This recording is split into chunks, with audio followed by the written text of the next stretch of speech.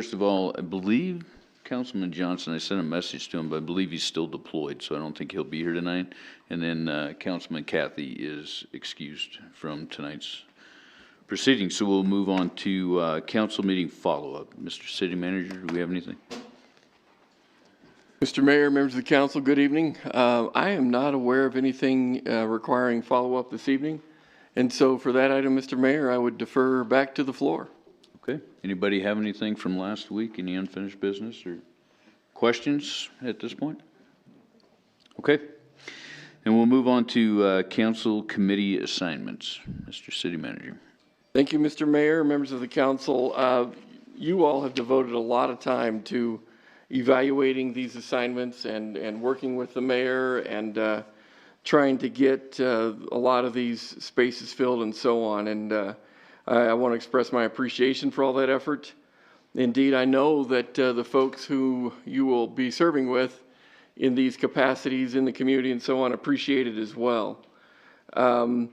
It would appear to me, Mr. Mayor, that most of the assignments are squared away. I know that we have a couple formats that we've delivered to the council, both in kind of by the committee orientation, if you will, and certainly by each of the council people's assignments also, so that you can kind of keep a running tally of how many assignments you have and by which committee and so on. So there's only a few left, Mr. Mayor, that I think need to be worked out and considered. Certainly, I would suggest that if indeed there are some assignments that council has on second thought decided wouldn't be compatible with your schedules or whatever, tonight would be great to let us know, and then we can start letting the various entities know, pending tonight's discussion, who will be assigned to what effort and function, and we can move on from there. So the purpose for tonight is just kind of work out all these assignments and see where we're at, and we'll take that direction and move forward. Okay, so we had four assignments that are still left open without anybody in them. Yes, sir. And those were? We have the Casper's Council of People with Disabilities. We have the Contractors Licensing and Appeals Board, the Utilities Advisory Board, and the Planning and Zoning Commission. And I believe that's all that are sort of vacant, if you will, or unassigned. Okay, is there anybody that, I know you guys have all taken on a lot of committees here. Are there any committees that people would be willing to, or any of those four that they would have time for, be willing to add to your list? Could I find out what exactly I'm on, which boards? Mr. Mayor, you're welcome to put me on whatever you need. It's not like I don't have the time. So, I mean, I'm not saying I want them all four because I don't.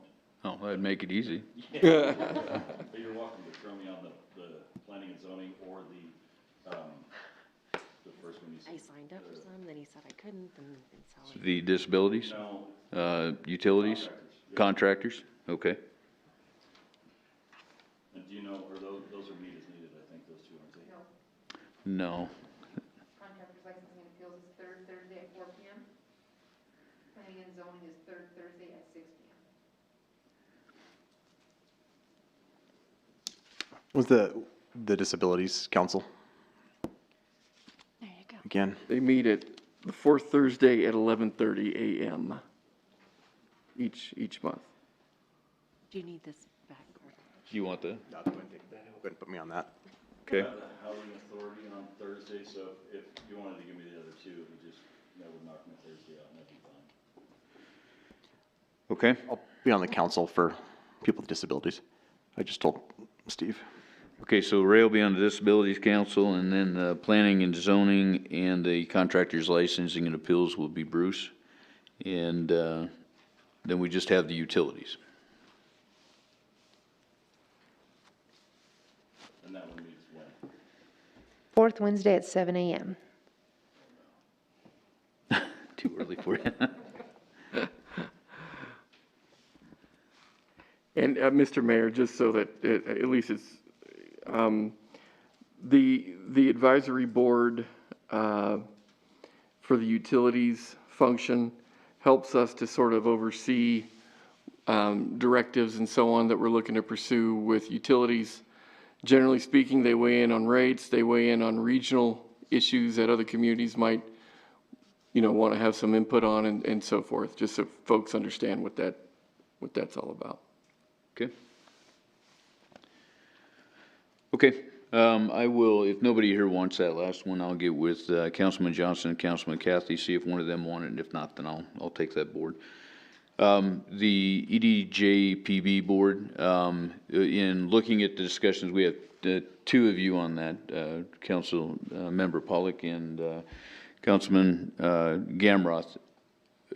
But we kind of need to keep a little bit of knowledge, if we can, on that. So I guess whoever it works best between the two of you, Ray is going to take one of those slots, and so that we have somebody that's been on council for a while, and then between the two of you, I just need one that would be willing to be on that board.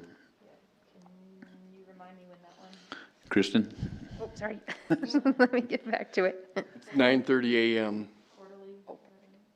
Third week of the month, February, May, August, November. Yeah, quarterly.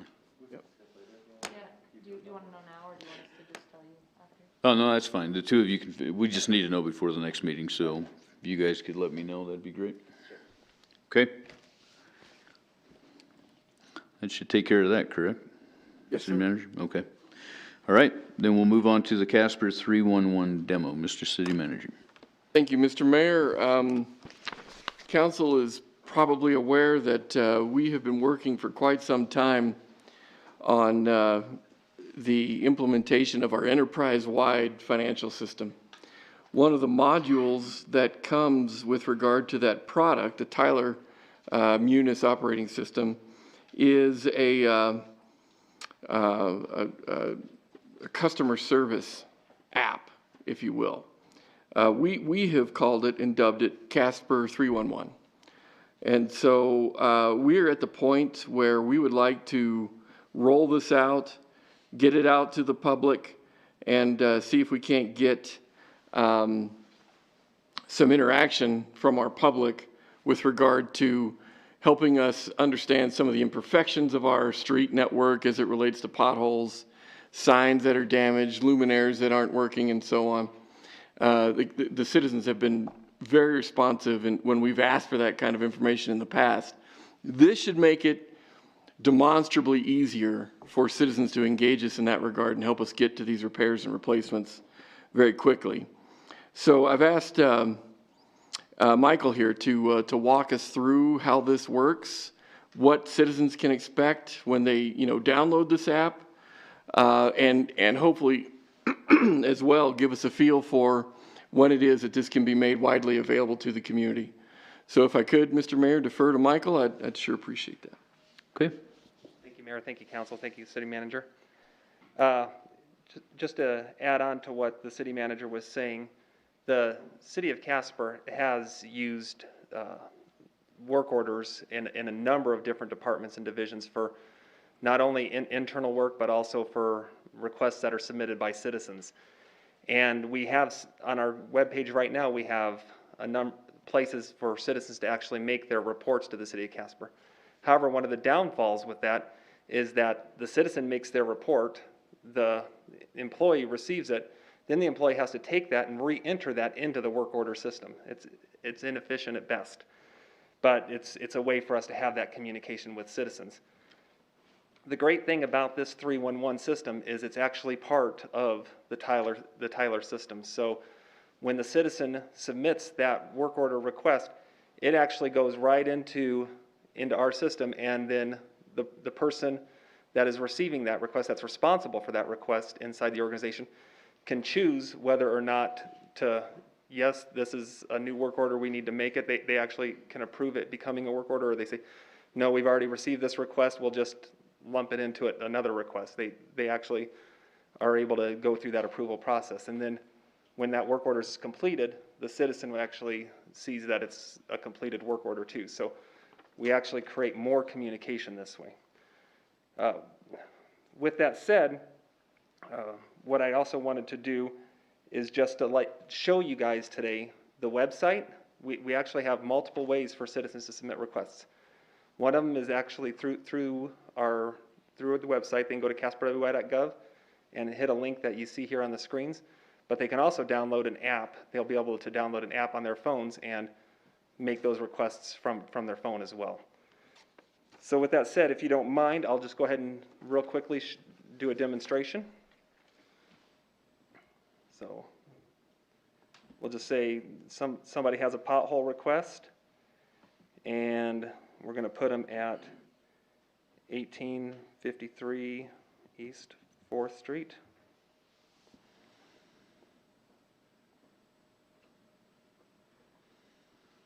Which is over there by the rec center.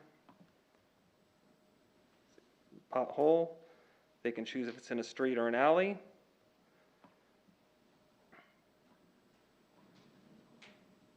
We can add a picture if we have a picture on our computer.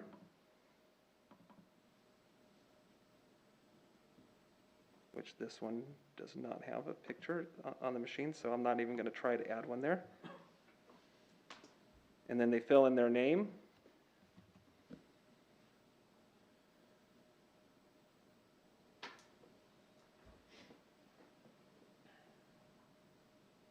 And submit. It's that simple for them to submit their requests. And then you can see how it's zoomed in here.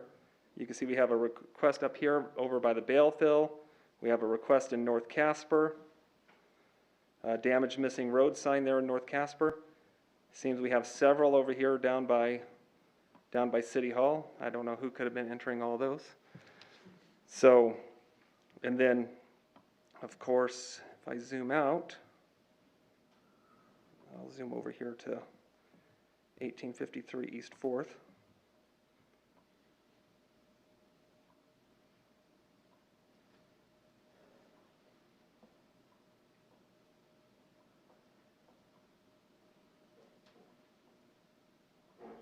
Should have one. May need to refresh the screen, but you see we have it right here as well. So, and this gives you a list of the requests that were actually made from here. So this is the ability for a person to submit their requests on the website. And at the City of Casper's website right here, they can choose to report a damaged or missing road sign, report a pothole, or damaged container, and then those links will take them to that website. Additionally, to give you a demonstration of the app that they can download to their phones. This worked every time I tested it, but I've been a nervous wreck that this would, all right, good, it's pulling up. So this is just the iPad. They can do the same thing. I'm not going to make you suffer through another demonstration of the whole submission here, but just to real quickly show you how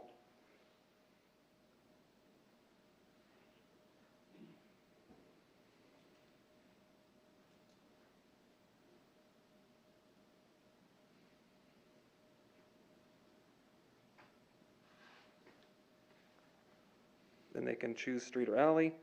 And this is the thing I wanted to show you the most with this is they can actually zoom to where, slide over to the particular address. So let's just say it's over there at DeSumo.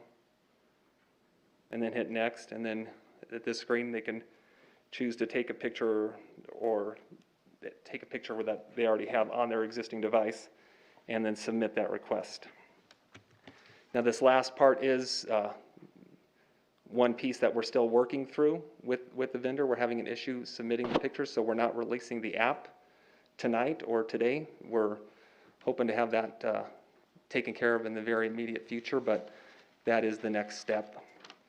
We also plan to announce this on the website, and when the app is ready, we'll put links on the website to tell people where they can download the app through the Google Play Store and the Apple Store as well. So we expect it to be beneficial to staff and to citizens, both. that is a 1,000-foot overview of this application. Okay. Councilmember Lutz. Did you say that citizens could track them? So like say I report a pothole on X street, I can come back and look and see maybe like a status update or something of that nature? You bet, and I zoomed right over that, I apologize. Right here is where you can actually see your requests on that app. So you can see that I have those that are opened and then also these that have been closed. And you can also view it from the map perspective as well. Councilman Pacheco. Thanks, Mayor.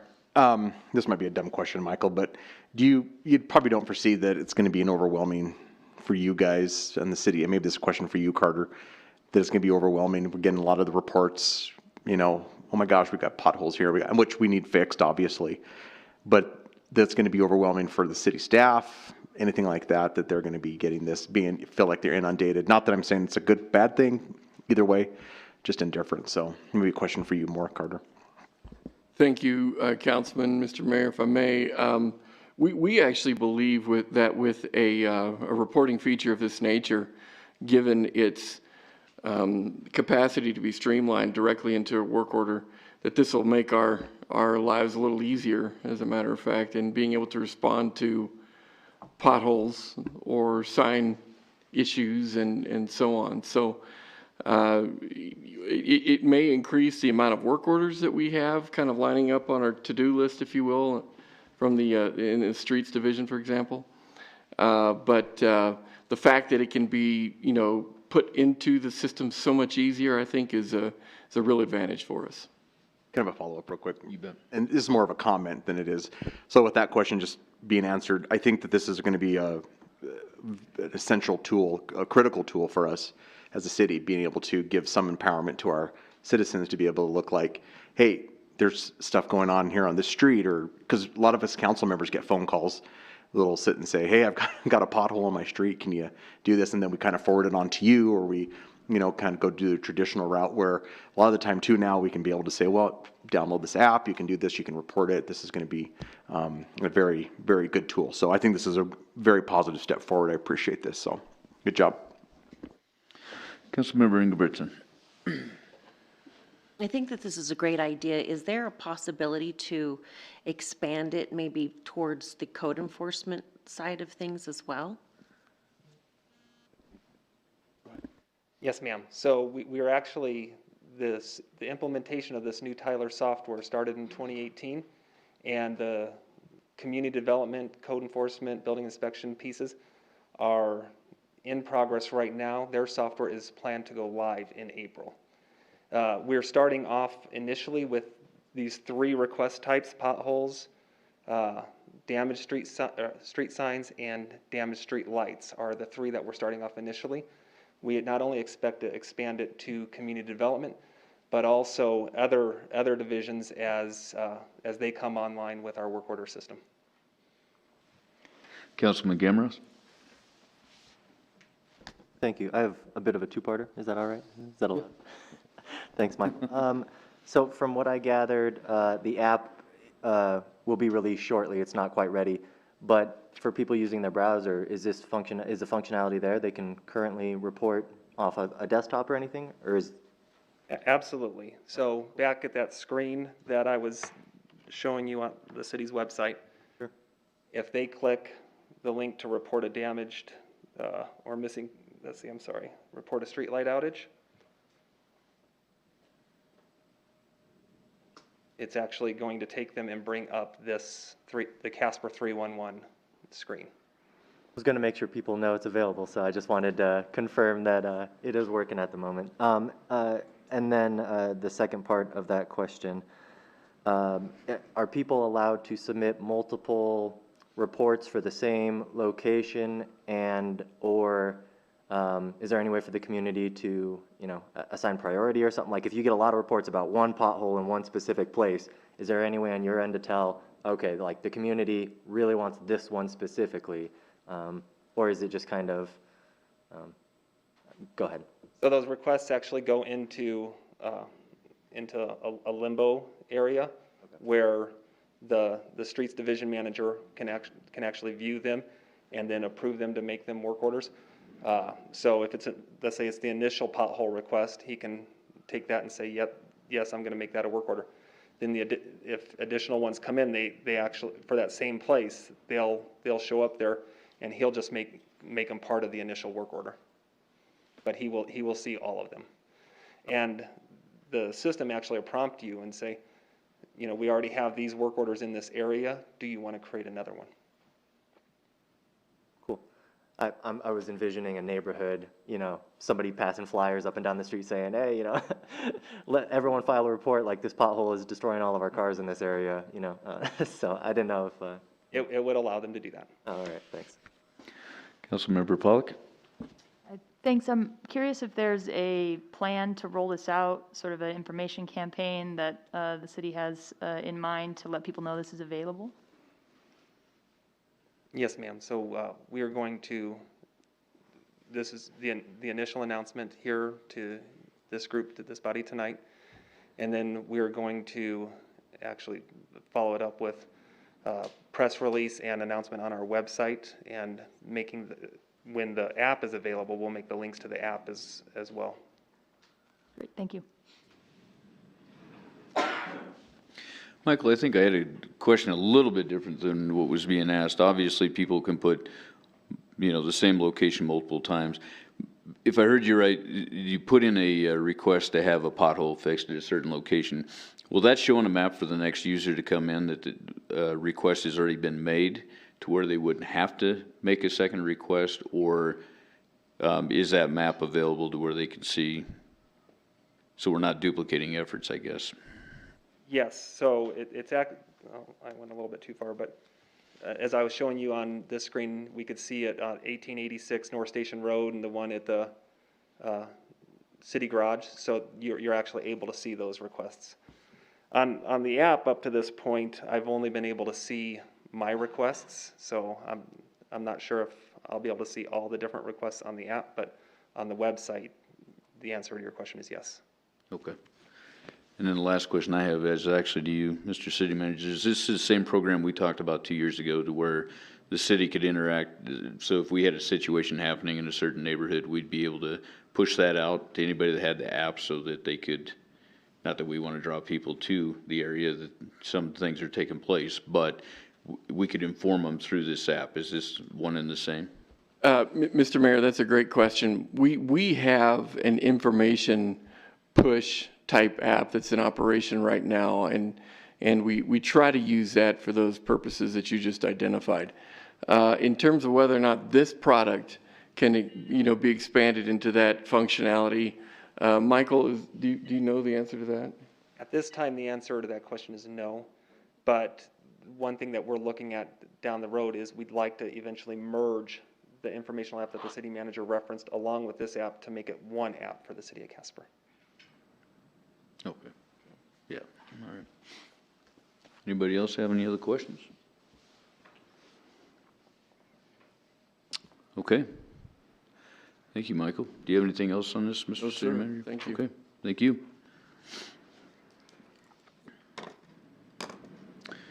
All right, we will move on to Casper's Council for People with Disabilities, Transportation-Related Initiatives. Mr. City Manager. Thank you, Mr. Mayor, members of the council. We do have representatives of our committee here tonight to talk about the effort that has taken place with regard to the transportation survey that asks questions regarding mobility and access and so forth for folks with disabilities.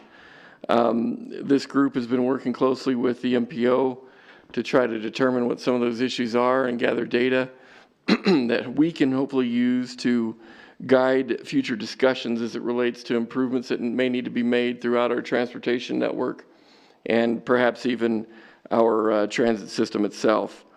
Ms. Lopez is our participant, our staff assignee, if you will, liaison to this committee. She is here to help us with this discussion.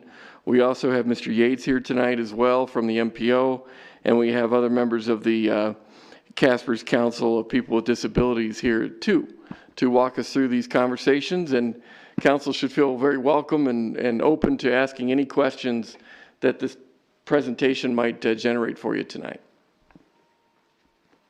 Okay, Ms. Lopez? Thank you, Mayor, members of the City Council. Since the inception of Casper's Council of People with Disabilities in 2019, we often refer to ourselves as CCPD. The members of the council have regarded access to safe, reliable, and affordable transportation as an essential quality of life issue for disabled people in our community.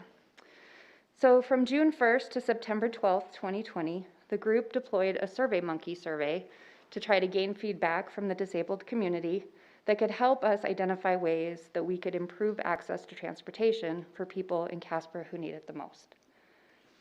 So the results of the survey were included in your packet and include some primary takeaways.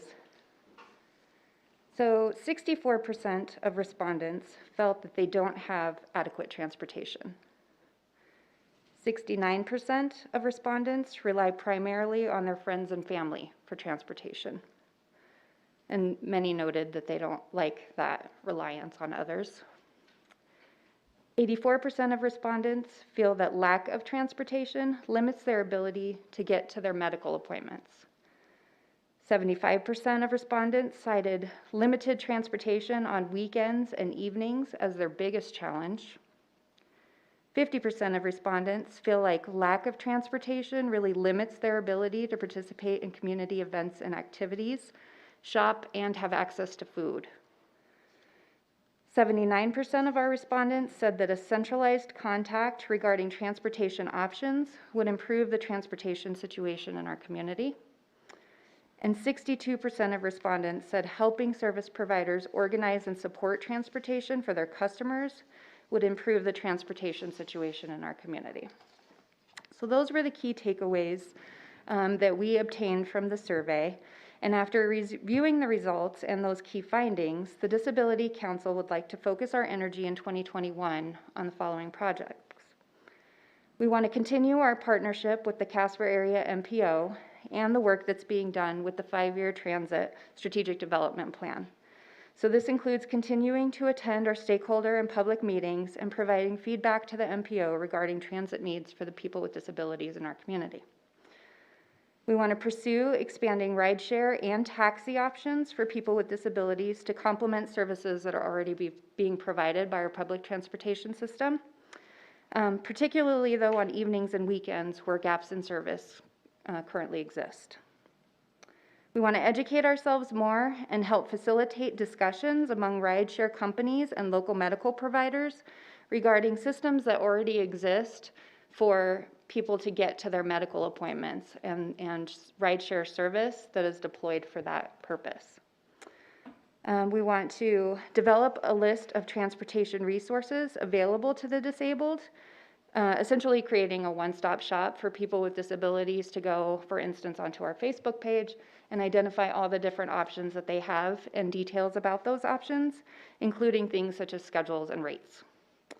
And then finally, we would like to pursue grants to help us fund transportation enhancement projects that as a council we wish to pursue or be part of. So those were the projects that we are hoping to get feedback from you all on whether or not we should or could pursue them, and then any additional ideas or insights you might have onto the direction of the CCPD for 2021 related to transportation.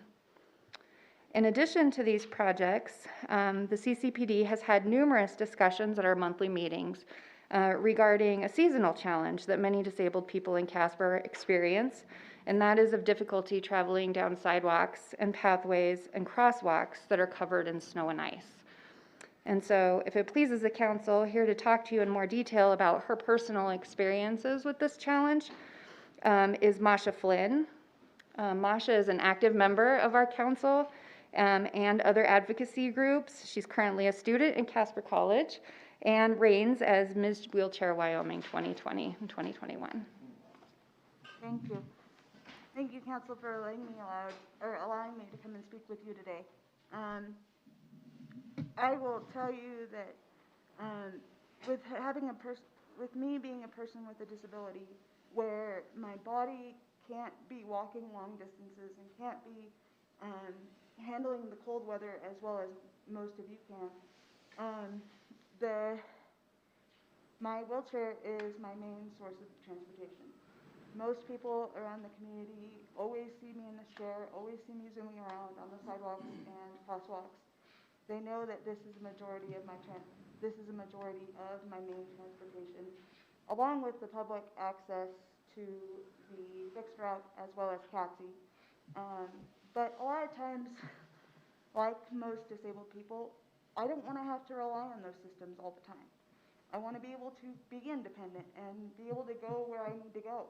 But a lot of times when it snows outside, because the sidewalks and the crosswalks and the ramps are not cleared out, it makes it almost virtually impossible for me to get around.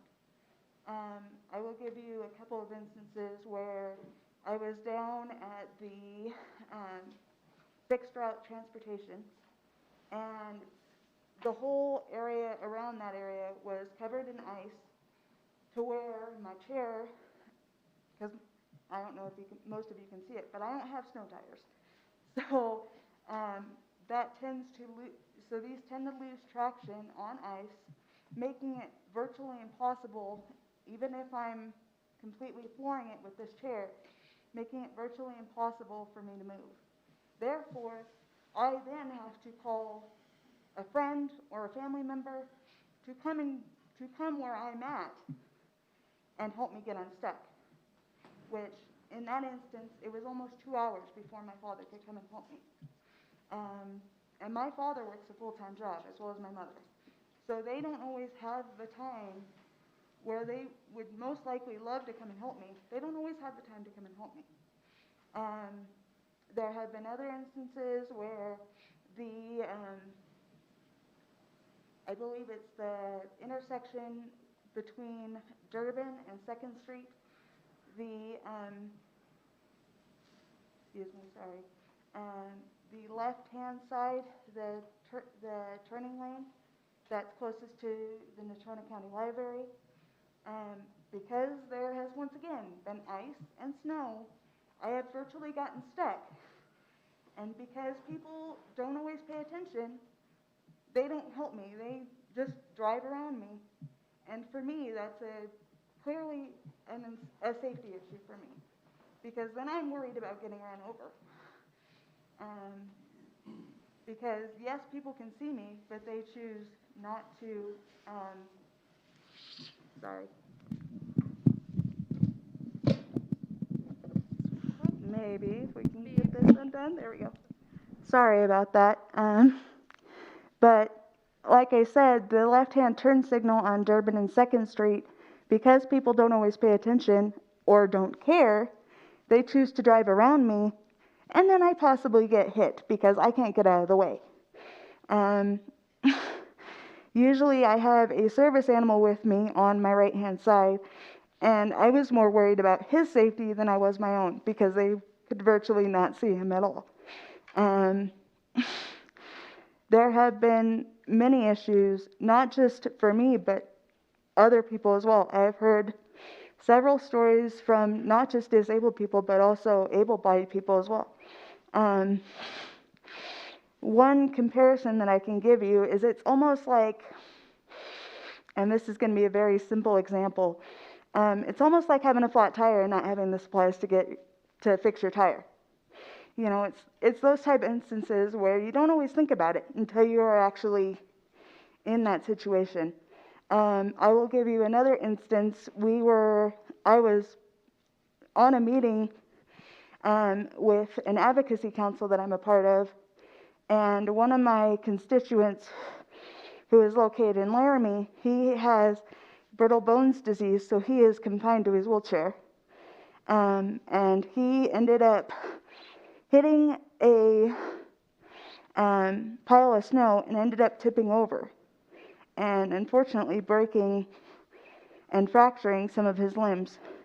And that was due to the sidewalks and crosswalks not being plowed. So, like I said, you know, as much as people don't always want to think that it's an issue, it's a safety issue. It's a huge safety issue. And while I don't have pictures to show you, and while we are in a different year, especially when we have no snow right now, it can be a huge challenge. And I would hope that you guys would take into consideration of possibly finding a solution. And I'd be happy to work with any of you to help you come up with a solution to try and get this resolved, because it would make it a lot safer for a lot of your citizens. Thank you.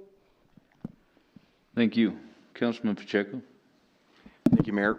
Zulema, thank you so much for your work on this committee and the work that you've been doing. We really appreciate that. And it's good to see you, Masha. I know I see you around Casper College from time to time, so I'm doing well. You're still studying social work? Yes, sir. Good for you. That's a great program for you to be in. So thank you for doing that.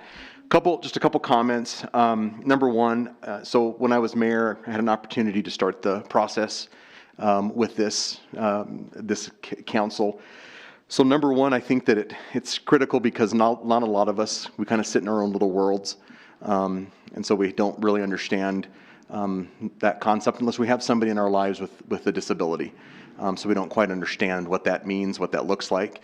So we kind of sit able to deal with our own, because we're able bodied to be able to do stuff, and so we kind of focus on that. The reason this council was created was to give a voice to those with disabilities and to create and to bring this to our attention. I, for one, on council, I think we need to really look at this seriously. It sounds like the MPO has a wonderful relationship working with this council.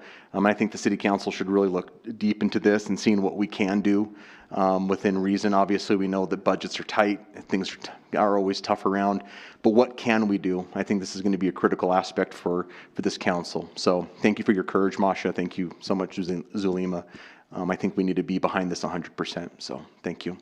I don't have any specific questions. I love it, so.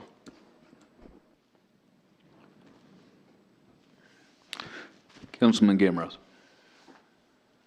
Thank you, ladies, for coming and educating us this evening. I did have a couple questions regarding some of the goals you had over the course of this next year. A couple of them related to discussions with rideshare companies to offer vouchers or some sort of discount program for people. I mean, I support it all in general. I think that one's really important, especially since, as you mentioned, over 80% of people report not getting to their medical appointments as an issue regarding transportation.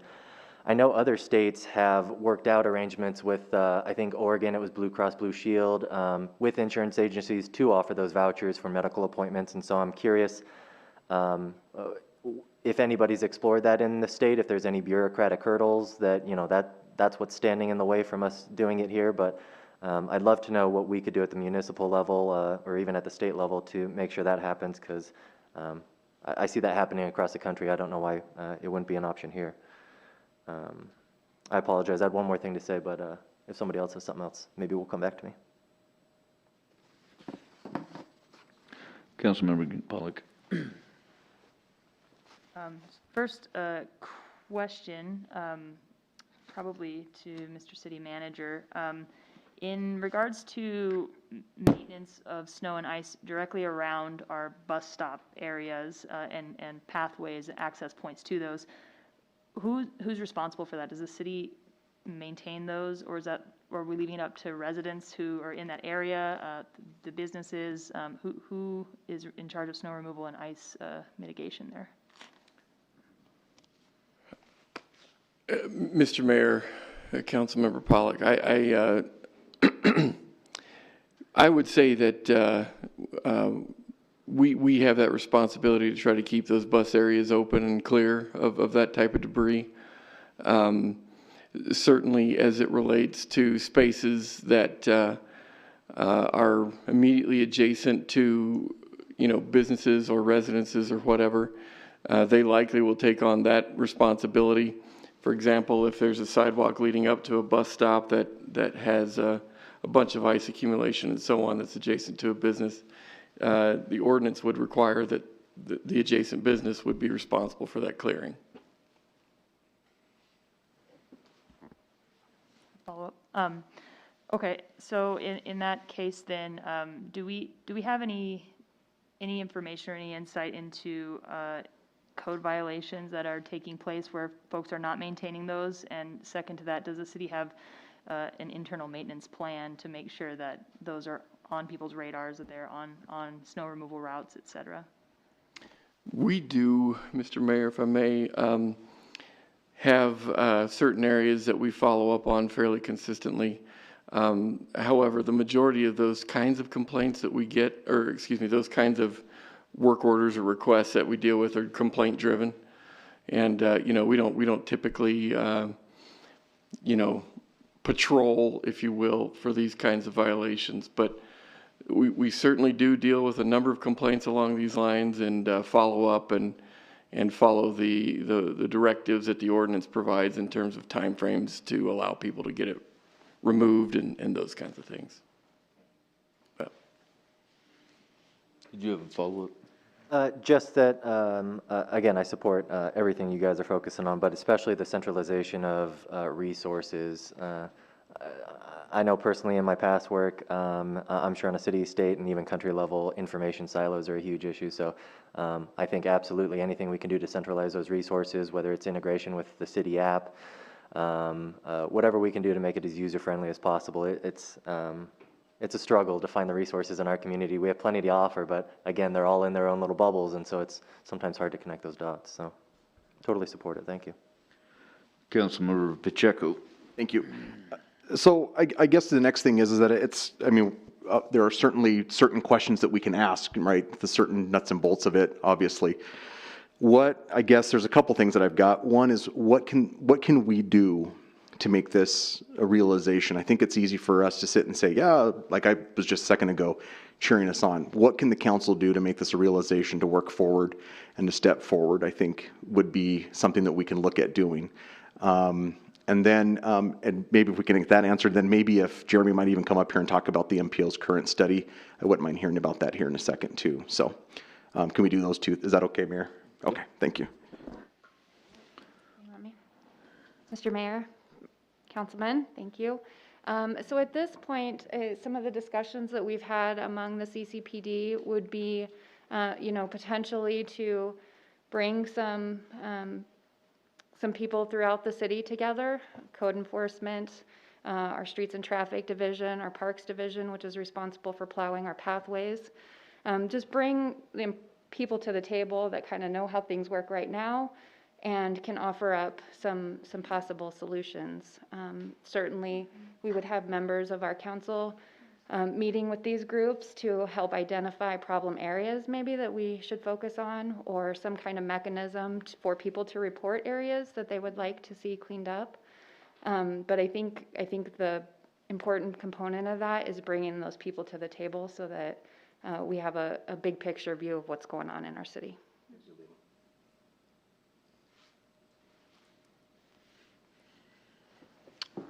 Mr. City Manager? Mr. Mayor, I guess the other thing that I would add to Ms. Lopez's comments in response to Councilman Pacheco's question is, indeed, as there are capital needs that may need to be considered, you know, we're coming into the season where we need to have those conversations with all of you, and without a doubt, we can take feedback from the council to bring to this council as it relates to some of those higher priority improvements or capital considerations that we would throw into the mix with the bevy of other capital priorities you're going to obviously review. So as it relates to those kinds of things, we're moving into the season where this is going to be a pretty timely discussion, and I'd be pleased to take feedback from the council here to put together some of those kinds of requests. Okay. All right. Are we going to listen hear from Mr. Yates?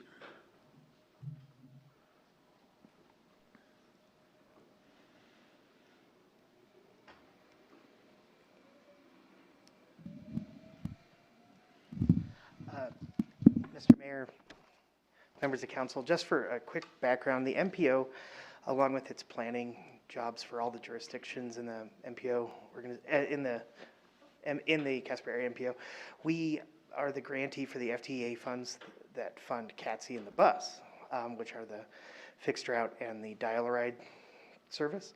Every 5 years, as part of that funding agreement, we're required to do like a 5-year transit development plan. We just started ours at the end of the year with Moore and Associates out of Valencia, California. So far, we released like several hundred customer surveys to people on the bus, people in Mills, Evansville, Casper, and did a series of stakeholder surveys. We also in November hosted like listening sessions with the consultants for customers, the public, and a separate set of sessions for stakeholders, people who'd filled out the survey. Frankly, our survey responses have not been as great as I would have liked. I kind of attribute that to there's just like a lot of things going on that are taking on a lot of people's energies, and I understand that was a little bit of a challenge. So we're currently looking at doing possibly another round of stakeholder meetings, and so we can make sure that our consultants are able to evaluate the service as it exists now, everything from bus schedules to routes, stop conditions, fleet maintenance, everything.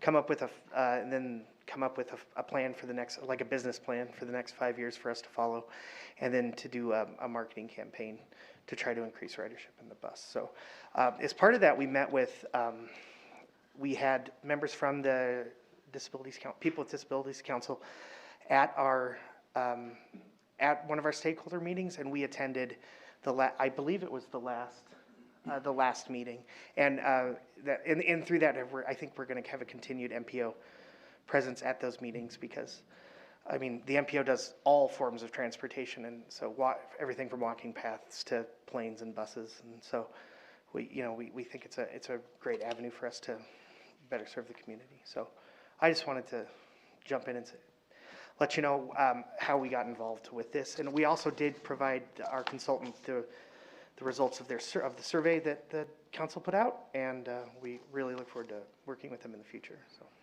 if there's any questions for me. Any questions for Mr. Yates? Okay, thanks, Jeremy. Thank you.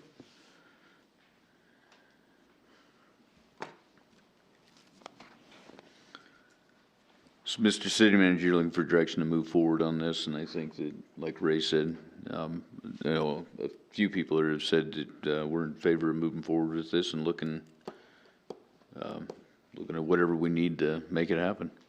Thank you, Mr. Mayor, and I think Councilman Pacheco will be a great resource for this group as he attends those meetings and gets more familiar with the issues. And as I mentioned, we'll try to prepare some recommendations for you as well. Okay, is council all thumbs up for moving forward? Okay. Thank you. All right, thank you. Okay, we'll move on to repealing the ordinance for tobacco. Mr. City Manager. Thank you, Mr. Mayor, members of the council. This is really a follow-up item, if you will, with regard to council's decision to not adopt the language that the statute that was recently passed, obviously at the state level, pertaining to the age of accountability, if you will, for tobacco use and purchases. You'll recall also that the statute clarified the use of vaping products and so forth that our ordinances don't address either. You'll probably also recall, pursuant to a question I think you had, Mr. Pacheco, as it relates to what should the council consider next in regards to that outcome, which of course was a decision made by a previous council to this one. And my suggestion was that council consider removing the ordinance language as it pertains to the city's position, if you will, on what underage tobacco use looks like and so on, so that our police department and of course our judicial system didn't have the ongoing issue of conflicting legislation pertaining to these issues, and the difficulty that would create with regard to both our attorney's office as well as the PD in trying to manage these kinds of enforcement issues. And so we're here tonight to present that to you as it relates to repealing that language from the city's code, if you will. For that, I'd like to defer other technical detail, if I could, to the attorney. And certainly if questions for the PD are imminent as well, we certainly have the chief here also that we can address some of these questions too. Thank you. Okay. Mr. Henley? Great, thank you, Mayor, Council, Mr. Napier. This was an interesting turn of events. We really weren't anticipating that our ordinance wouldn't, as proposed, wouldn't have passed, but it didn't. And so we're in that position now where what should we do? And I think that the city manager has it right that we if we're not going to go forward with the state ordinance, that we should just repeal the current ordinance of the city.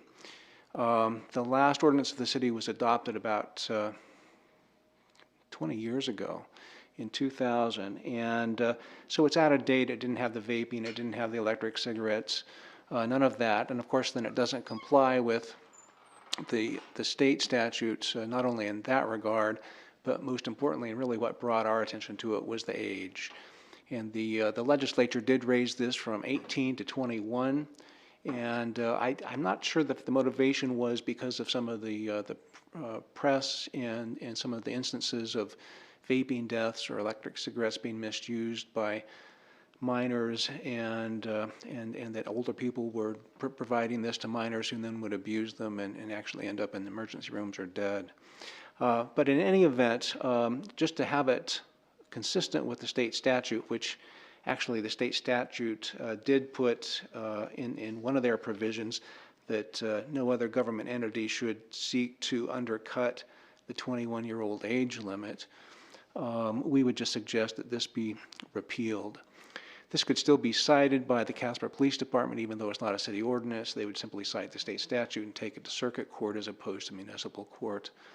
And we've had some conversations both with the compliance officer as well as with the police chief to kind of verify that this could be done, and they would be on board with that if that's the decision of council. So we would have that for you. I'll be happy to answer any questions if you have any. Councilmember Gamros. Thank you, Mayor Friel. City Attorney Henley. My question is there any difference between having an city ordinance on the books or asking our officers, courts, and judges to refer to state statute, meaning, well, I guess as the city manager referred to, it was a previous council that had voted not to amend our current city ordinance. So I'm wondering, is there any greater benefit in potentially having that vote again, or is repealing our city ordinance, does it achieve the same purpose, and you know, is it essentially the same outcome regardless of whether we amend the current ordinance or repeal it altogether? Thank you. You know, in general, I think it's the same outcome. I think the city police often will try to cite to municipal court as opposed to circuit court. I think that we have the possibility of moving a little bit faster there, and having a little bit more control. You know, once you get up to circuit court, you have higher misdemeanors and a little bit more diverse charges, and they're also doing preliminary hearings for felony charges as well as civil matters. Whereas over in municipal court, we have the possibility there, if it looks like someone has a problem, the judge can try to get some help for them, and often will have the time to be a little bit more attentive to that. You know, whether it's sending them to her kind of caseworker to get them help, or sending them downstairs to a police department individual who might be able to offer some guidance in that regard. So that would be maybe the only advantage, that they may be that the person who's violating may get a little bit more attention, but I don't know if that would, how often that would happen, or if it would be something that would mandate your consideration. Councilmember Nell. Thank you, Mayor. Mr. Henley, state law, if I'm correct, trumps municipal, is that correct? Absolutely. We are the subject of it, and so, yeah, that would control, so we really can't be any different than that. Well, in that case, I don't understand why we wouldn't just adopt the state policy into our ordinance and be done with this.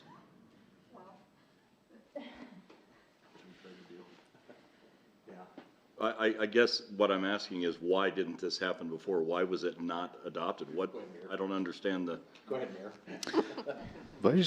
Vice Mayor Pacheco, go ahead. We attempted to do that, and it was a 5-4 vote, and it failed, based upon a couple different reasons.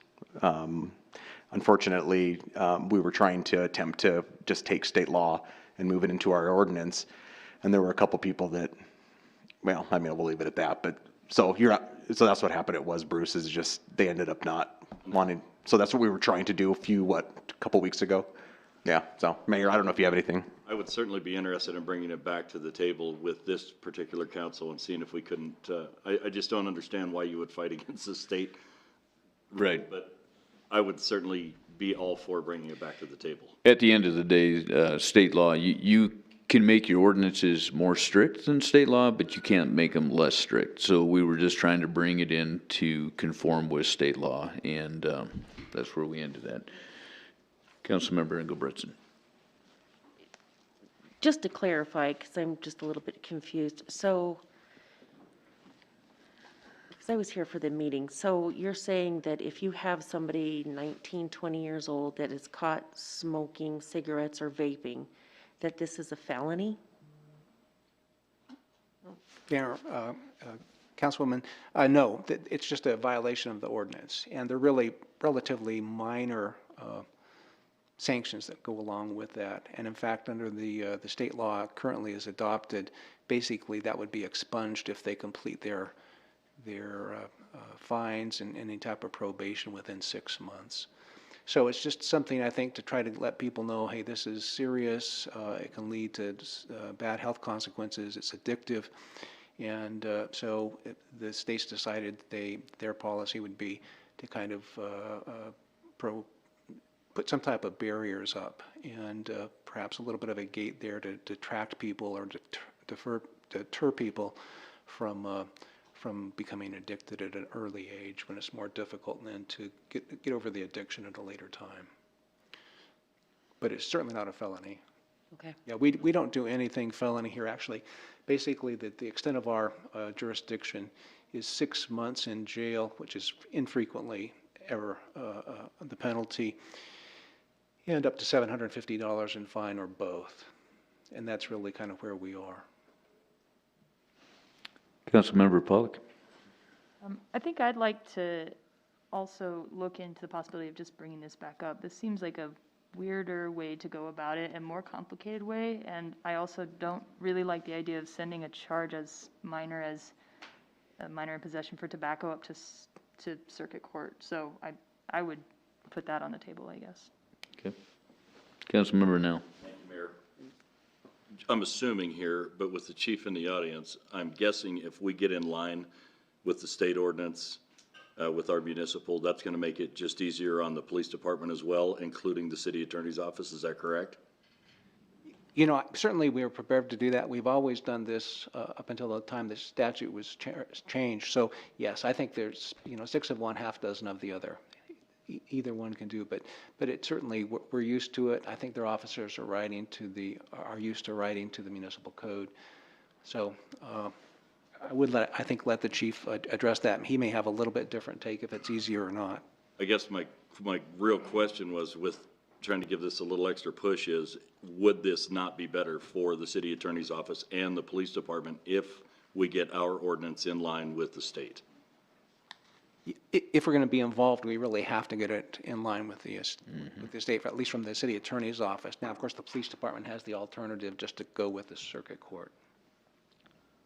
Chief? Mayor, Council, thanks for the opportunity to address this specific question. Obviously, we cannot be in conflict with state statute. We need to avoid that at all costs. Currently, because of reductions in funding at the state level, the district attorney's office and the circuit court have kind of restricted the amount of cases that I can file in there, so that it does make it greatly more complicated, more difficult on the police officers, and I believe on the city attorney's office. It would be more conducive to be able to work through our municipal court. To answer the councilwoman's inquiry about the strength of this. The state statute is designed to encourage compliance without over penalizing. The fines are minuscule to say the least, and so it's really it's a preventative statute.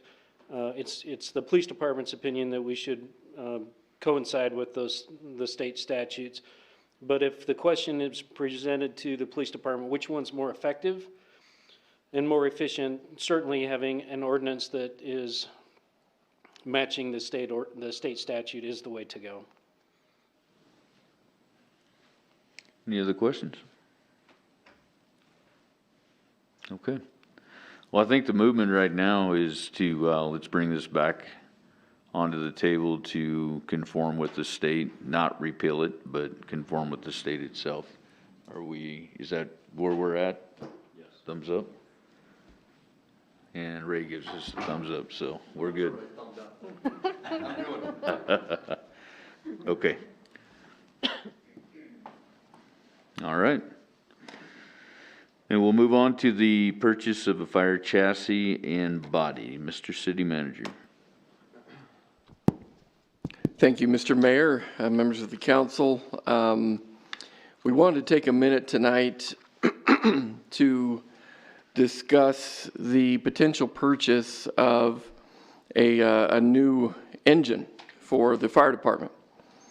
Indeed, when we talk about purchases of this stature, not only are we talking about a lot of money, but we're also talking about some technical complexities that we don't typically run into for most of our purchases of rolling stock. You probably noticed in this memo that indeed we're actually talking about the purchase of a chassis as well as a body component, which is not unusual, again, as it relates to apparatus that has these kinds of complexities and issues. Oftentimes we can find savings virtues as it relates to going this route and that kind of thing. So I asked Chief Spicer to visit with us tonight as to why we're here, why the fire department needs this purchase to occur, and indeed the role that this apparatus would have in the routine operations of the firefighting function here in our community. You will have noticed a number of the scorecard kinds of issues that brings us here as well. This is a unit that is 14 years old, but probably more importantly has already accrued maintenance costs in the neighborhood of $380,000, which for us is it's a pretty high figure when you're talking about a primary response emergency vehicle. So with that, Mr. Mayor, if I could defer to Chief Spicer, I'd appreciate any questions that you have for him tonight to help you evaluate this. Chief? Mayor, Council, as the city manager said, just a little history on this. We try to keep our replacement cycle around 10 to 15 years. In most of our trucks, we keep up to 20 years in a reserve capacity. Some of the most important fire trucks we have are our reserve apparatus that when our frontline trucks go down, we're able to turn to those and they're still reliable units. If you'll reference the information sheet, this truck was, engine 3 was the one we're gonna replace. It was originally purchased for $400,000. Currently has 127,000 miles on it, and like the city manager says, the lifetime maintenance costs have been $380,000 plus so far. So we sent this out to bid in October, received 3 bids from Max Fire, which is a Rosenbauer representative, Front Range, who does Pierce Fire Apparatus, and Mile High Fire, who submitted no bid. And you can see the amounts that came in there. We will be trading in engine 3 towards this purchase with your approval of council. It's going to be the best way to use that money towards the project. And then there's also a prepay, $10,000 prepay. Once the chassis is delivered to the manufacturer before they build the body, if we pay up front, there's another $10,000 in savings right there. So, and yeah, this new fire truck will operate out of Fire Station 3. It's one of our busiest fire stations. It's a frontline truck. It responds to all fires, hazmat, rescue, medical calls. So it's definitely needed a reliable truck because they respond on all the calls that the fire department responds to from one of our busier stations. And this is going to be the first of 3 fire truck replacements in the next couple of years that we're proposing. Mr. City Manager. Mr. Mayor, thank you. Chief Spicer, why is it then that we decided not to retain this unit for a reserve unit instead of trading it in? Yeah, the biggest reason, we have 3 American LaFrance trucks left in our fleet, and some of you may not know, but they've gone bankrupt and they're out of business right now, so it's increasingly hard to find parts for these trucks. The 2 reserve apparatus we do have are American LaFrances, but they're sister pumps that were built at the same time, exactly the same. So, and this one also has a few other components as a CAF system, a compressed air foam system. That's a high maintenance issue for us. It's the only CAF truck we have in the fleet. So it just for consistency, it makes more sense to trade this truck in versus those older trucks at this time. But we would like to consider trading those other reserve trucks in on our next purchases as well. Councilman Nell. Sir, as councilman, we're responsible for the money we spend, and we're accountable to the taxpayer. And as a former, I used to own a car dealership, so I'm real keen on trade-ins. It just seems to me, this is such a piece of equipment to take $25,000 in a trade seems like a slap in the face to me. I just have a really hard time believing there aren't fire stations out there that this would upgrade them and they'd pay us a heck of a lot more than $25,000. I don't know if that's been explored. I guess that's my question. Have we explored possibly delving? The amount of money we put in this, the amount it was paid for, to me, it's got to be worth $150,000. Maybe not to them because, like you said, they're out of business and they're not going to be able to find parts for it. But I have a hard time believing there's not a fire station out there or a rural fire department that wouldn't be willing to pay good money for that. It's just a question. Yeah, and typically how that works is the dealer uses a middleman, a broker, who's usually Brindle Mountain Fire, and that's what they do. They probably before this was even submitted, they have that truck sold to a department out there. So they went out, found the need for it, whatever. We have put them up to auction, and Dan would have more information about the kind of money we get typically at auction for these.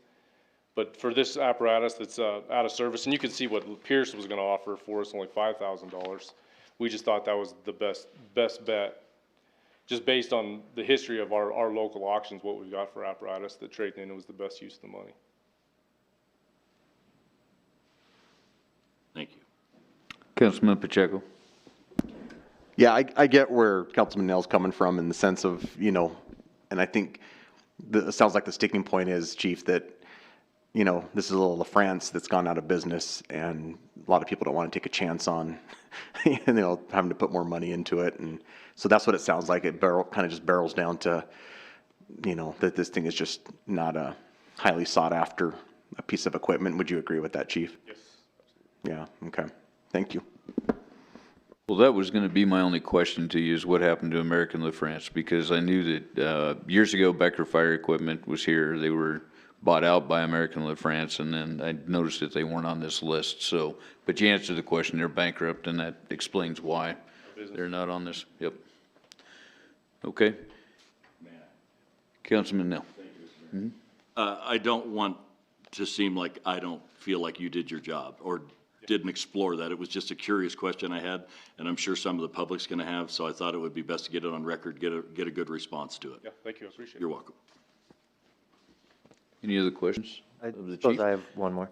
I guess maybe not for the chief, maybe it's more of a city manager question, but I just wanted to confirm, it's, Wyoming state statute requires us to put the bid in the local newspaper, correct? Because the only reason I had concern about that is if you don't have a physical copy of the newspaper, I don't know if they've offered this listing or this bid online, but to make sure that we're getting the most competitive bids, I'd want to make sure, I would like to explore having these listings online, able to share and email around, as opposed to, whoever might be interested having to go pick up the Sunday paper and see what the listings are. But, thank you. All right. Thank you, Chief. Mr. City Manager. The only other thing I would mention, Mr. Mayor, is this indeed is a component of what it is that the fire department represented to the public during the 1 cent conversations with the community, wherein the department indicated to the community that fire apparatus was going to be a primary commitment of those dollars if the public were to pass that 1 cent back in 18. And so we are living up to that commitment. The fire department was one of the highest ranked and scored priorities for 1 cent dollars.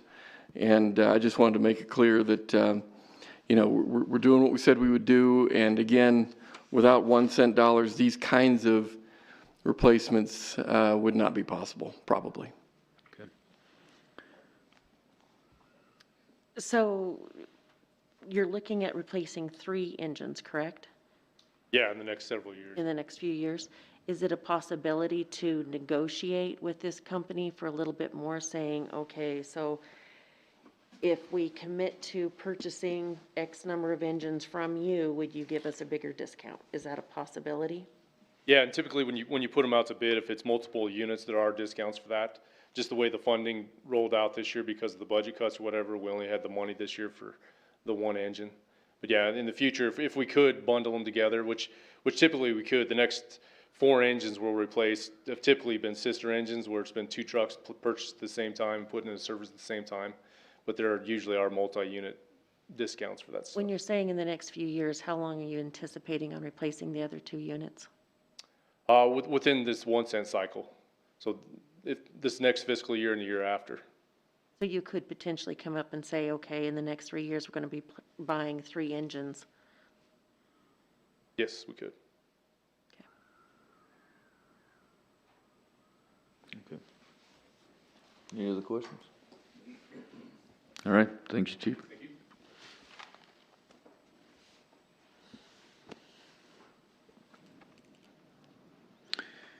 Need anything else on that, Mr. City Manager? Mr. Mayor, I think if council had reservations or homework that was needed, now would be the time to help us understand what other information we could pursue. Otherwise, we'd like to prepare for formal consideration in our next meeting and get this order process underway, which is a very, very lengthy process, as you might imagine. Get that time clock started if we can. Okay, so is council ready to move forward on this, or do you want a little more homework done to answer some more questions you might have?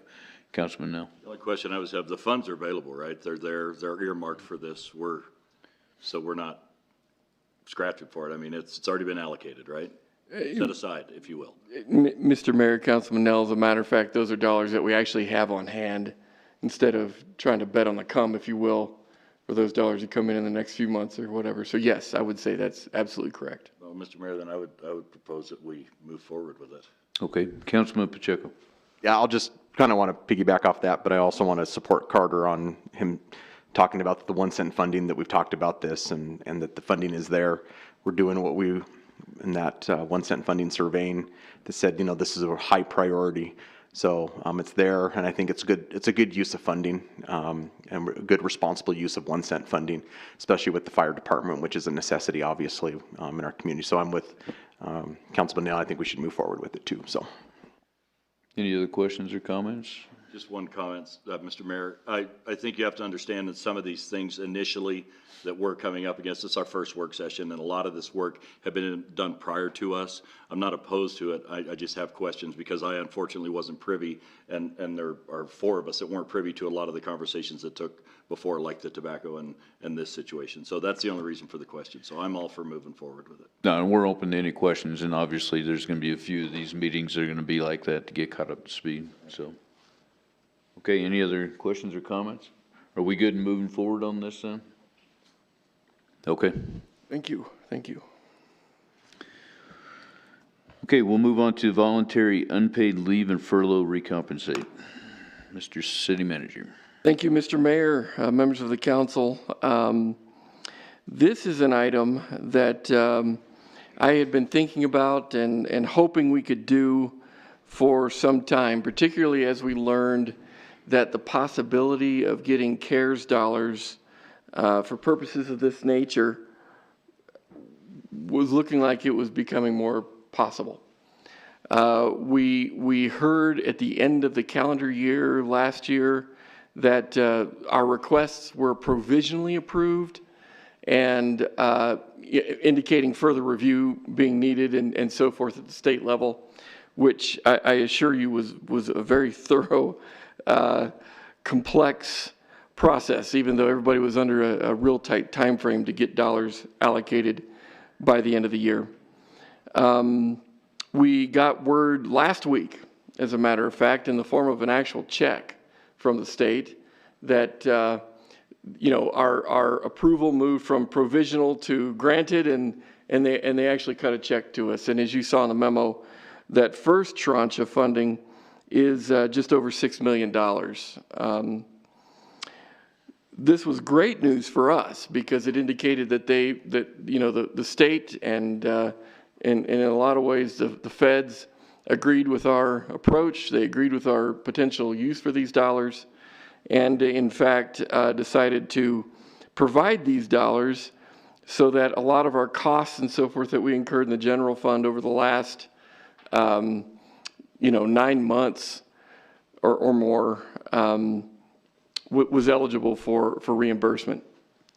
So because we're here and because we have been given that blessing, if you will, we have the opportunity to consider a program wherein our employees could be recompensed for personal financial loss that they took by participating in the furlough program over the last, 6 months actually. Because we started on July 1 and that first wave ended in December, at the end of the month.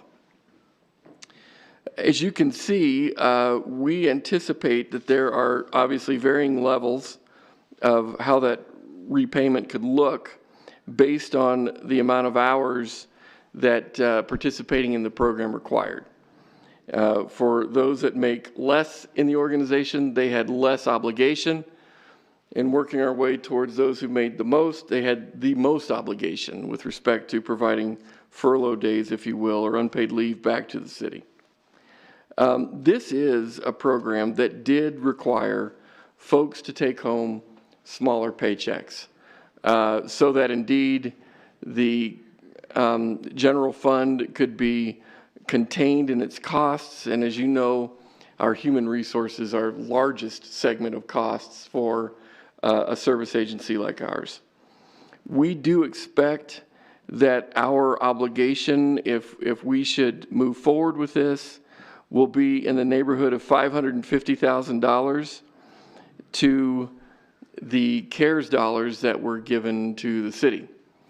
As you recall, probably, we did set aside those CARES dollars, and we plan to set aside any other CARES dollars that we may be fortunate enough to get, so that that fund and that accounting can be very, very clean, very unique to the expenses and so forth that would be consistent with what the rules are for these dollars being allocated back to cities and towns. And, indeed, if we ever have audits along those lines, the accounting will be very clean and very unique to, again, the rules that these dollars are doled back to cities and towns here in Wyoming. I would recommend that we move forward with this program and allocate these CARES dollars back to employees on the nature by which they dedicated time back to the city. As you can imagine, this was a bit of a hardship for our employees to endure. I can only imagine that being able to get these dollars back, even though it's in the form of a one-time payment, as we would ask for you to consider, very appreciated and probably very welcome in terms of those dollars that they did lose over the last 6 months. So, Mr. Mayor, my hope is that we can entertain any questions that might deal with any concerns that you'd have with this proposal. And if council is okay with this, we would like to go ahead and move forward with your blessing in this regard in a bit of a different way. Because the reality is, unless council would direct otherwise, the steps that we need to take in this process would probably put us into March before we actually cut checks to employees. I would hope that I could get your support, if you like the program, to move forward in an expedited manner so that we can, potentially get checks back to our employees, within the next 30 days versus the next 90. As we prepare this for a formal adoption, which would be in the form of a budget amendment, we would likely be ahead of that by a few weeks in order, like I said, to get money back in the hands of our employees sooner than later. So kind of a couple things to consider there, but indeed, if you do like this, we would certainly take that forward and try to recompense our employees as quick as we can. Okay, discussion. Councilman Nell. Thank you, Mr. Mayor. City Manager, 2 questions. Sure. One would be, I've noticed 3 different options available. So how do we know which one you're wanting to pursue personally? Have you made a decision or do you have a thought on which one would be best? And secondly, I'm assuming we're not going to have to, with the CARES money, we're not going to have to short another program or another place this money has to go if we were to approve this. Mr. Mayor, Councilman Nell, thank you for those questions.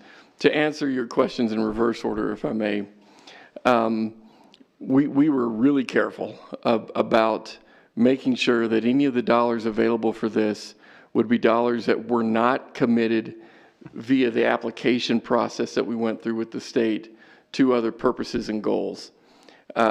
We do have equipment purchases that we've asked for the state's approval to move forward with. Those dollars are separate and apart from the dollars that we're asking for your consideration for this evening. We also have some professional services that we're hoping to procure, again, based on the approval that the state provided and pursuant to the dollars that they provided for those purposes as well. So in both of those categories, that would be separate and apart from the dollars that we are asking for your blessing to access with this program. As it relates to the first part of your question, Councilman, I apologize if I confused the manner by the way in which I wrote the memo here, but the proposal does have basically 2 pieces and parts, if you will. We have voluntary unpaid leave that was made available to employees as an option to consider.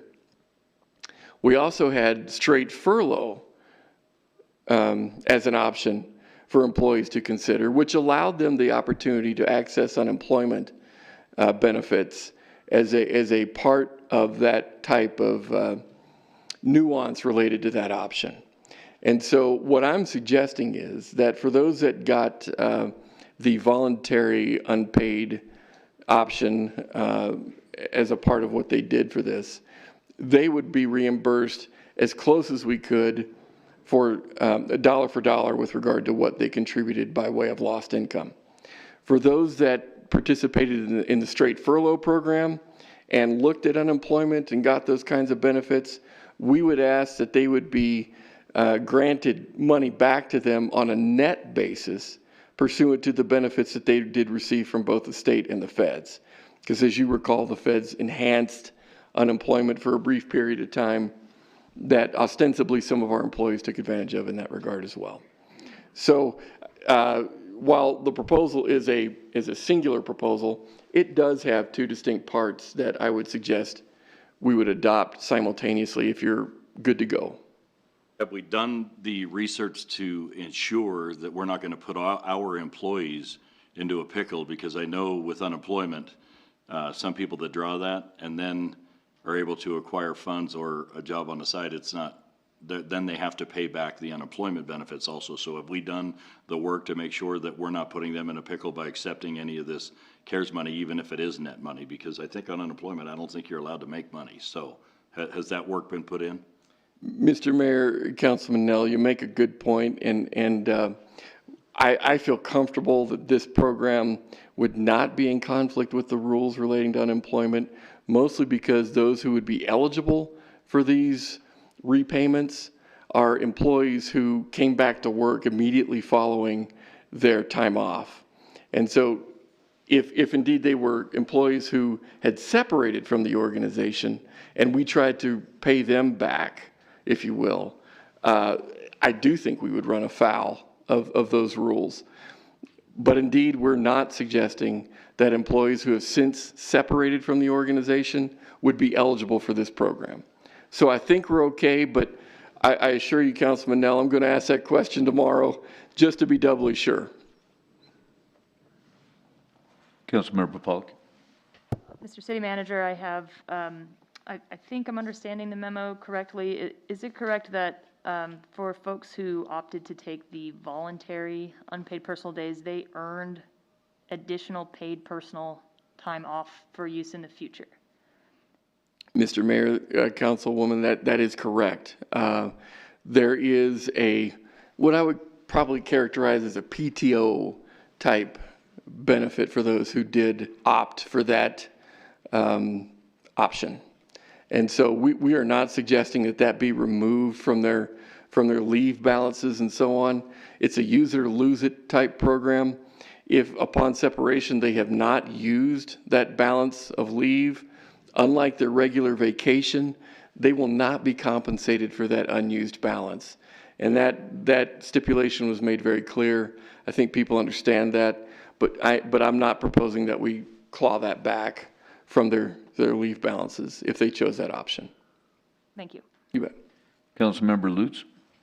And so I think a big part of it too is how we classify it, and obviously Tracy is much more knowledgeable about this than I ever pretend to be, but I think obviously if we're looking at it in the sense of this is more of a bonus than it is versus more of like a repaying of wages.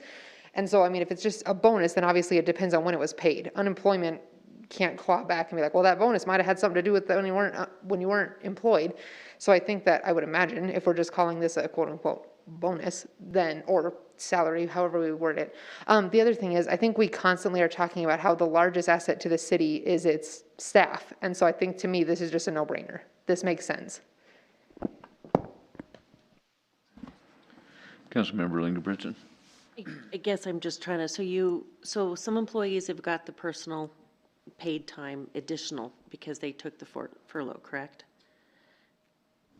Mr. Mayor, Councilwoman, because they chose the voluntary unpaid, which helped us avoid some of the stipulations that FLSA would require for furlough, we offered the PTO time as an incentive to consider that option. So those extra days, has that been calculated into this number? Because essentially, we're giving them their money back for taking their time off, which I truly appreciate the city doing that. But so you're going to pay them back for the money that they lost, and then they are also having additional days off. Mr. Mayor, Councilwoman, that is what the proposal is. We are not suggesting that we claw back that. So this number does include the additional days as well? The monetary calculation that you see here, which is in the neighborhood of $550,000 to $600,000, is only the cost that employees incurred to participate in either the voluntary unpaid time or the furlough time. So it does not account for the monetary value that the PTO time would have for the organization, if you will. And so when you're looking at this dollar figure, you're only seeing the value of what it would cost us to pay that money back to our employees.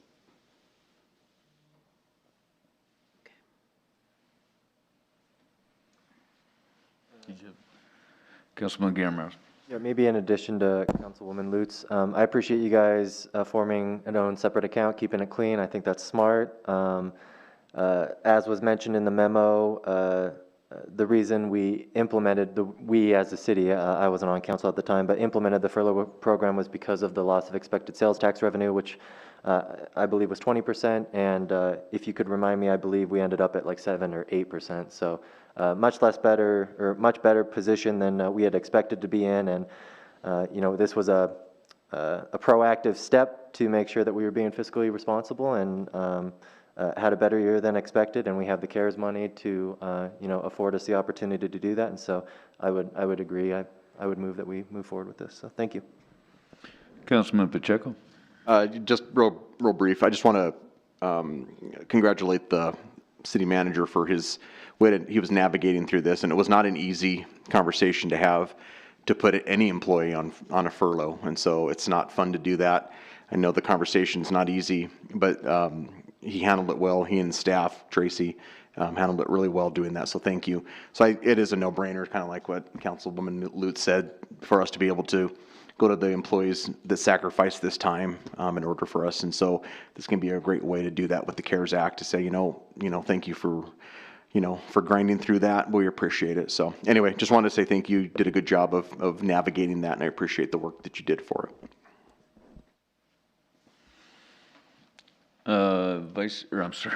Councilwoman Lutz, and I'll come back. It might take a minute to get used to that. Just really quick, because this just occurred to me, and I know we had talked about it previously.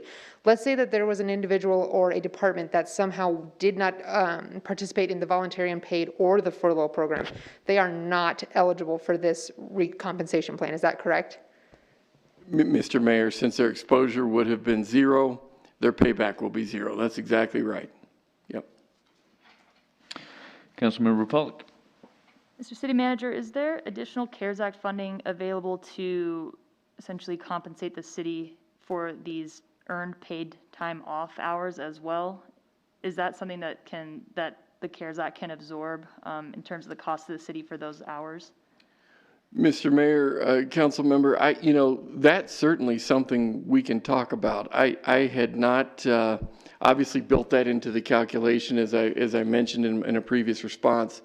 But if indeed council would like us to build that calculation and put it together for you to consider, to basically draw from the CARES fund that we have internally and drop it into the general fund to cover those expenses and cost liabilities, if you will, we can certainly do that. The challenge that we have is, believe it or not, we may actually have PTO balances that will go unused upon separation. And so in a lot of ways, we may be overcompensating the general fund with those calculations, because, we have no way of knowing who's going to use what and who's not going to use what upon separation and that kind of thing. So if indeed council would like us to try to put together a calculation of that nature, we can certainly build a hedge factor into that. But I would tell you that does have some weaknesses, and the reality is, I think I'd rather keep the CARES fund more intact for backstops that we might need in the future should another financial shoe drop as we navigate through the rest of 2021 and those kinds of things. But that's not to say we would not do that homework, because we certainly would. Yeah, sure. I'm just thinking, because this is something that we know is related to COVID that has drawn off the general fund. And so, in an effort to make that fund as whole as we can, and I understand what you're saying as well about, waiting, because there could be other things, but there also may not be. And then I'd hate to see money expire or whatnot and not have returned what we can to the general fund. So I don't know if that's a good way forward or not, but just was thinking, since it is COVID related, it would likely qualify for CARES Act money. I think it would. Any other questions or comments? Okay. The only comment I'll make is that I've always been an advocate. I've always been against our employees having to brunt every time we have something like this come up. And unfortunately, COVID this year, it came up to where we ended up doing this furlough program, and it just absolutely irks me that we have to take money away from our employees. So I'm 100% behind us doing this. I think it's the right thing to do. So with that being said, okay, Councilwoman Engelrich. Sorry, employer here. So For the funds, and this is just what I'm thinking, we have a budget of the employees and the hours and vacation pay. So is there room in the budget currently to pay for the additional time? Or do we need to add the money from the CARES Act to make sure that they get that time? Mr. Mayor, Councilwoman, that too is a great question. Certainly, like any unfunded liability, were that, the full weight of that unfunded liability to occur, say, between now and the end of this fiscal year, everybody for whatever reason decided they were going to use their PTO time before June 30, we would probably feel some financial challenge to absorb those costs for that time off. The reality is we do have our employees budgeted, if you will, from now until the end of the fiscal year as though they hadn't taken any vacation time at all. So in a lot of ways, you could argue that we have funded that liability in that regard. I would propose to you that chances are greater that the use of that PTO time is going to be staggered throughout now and the next 12 months in such a way that it won't cause a major cost hardship for the operation of the general fund in particular. Some of those balances are going to be accounted for through the enterprise funds, which are obviously not related to the general fund. And so that cost burden will be alleviated as well. So I really do believe that our exposure from this unfunded liability is going to be manageable. And again, won't, necessitate, as near as I can tell, an emergency siphon, if you will, from the CARES fund of dollars. However, again, I'd be pleased to do whatever this council would like to see happen so that the general fund is kept as whole as possible. My only concern is that we have a budget that we're gonna do, and then we have other bills, and Yep. life happens, and COVID is still here, and then money isn't gonna be there for them. And that's just my concern. I just wanna make sure that money's gonna be there and not have to hope that money's gonna be there. Does that make sense? It absolutely does, Mr. Mayor. The good news in all this is, even if the employees do decide they're all going to take their PTO time, the full extent of it between now and the end of the fiscal year, we do have the opportunity to come back to you in the middle of that budget period that's left to say, okay, we didn't think this would happen, but here we are. The general fund, balances are having a hard time dealing with this, and could you please consider another allocation from the CARES fund into the general fund? I really think that's unlikely. Employees are not going to see any loss moving forward unless for whatever reason we need to talk about furloughs again, and I don't even think that's going to be needed between now and the end of the fiscal year. So employees are pretty well insulated with all this, and I really believe we're not going to need to, but if we do, I would hope that you'd be willing to entertain that conversation should we get to that point. Councilmember Lutz. So the thing to remember, because I think we're getting a little bit confused here, because it can't be paid out when they leave, which means that we do not have a liability on the books for the outstanding PTO amounts.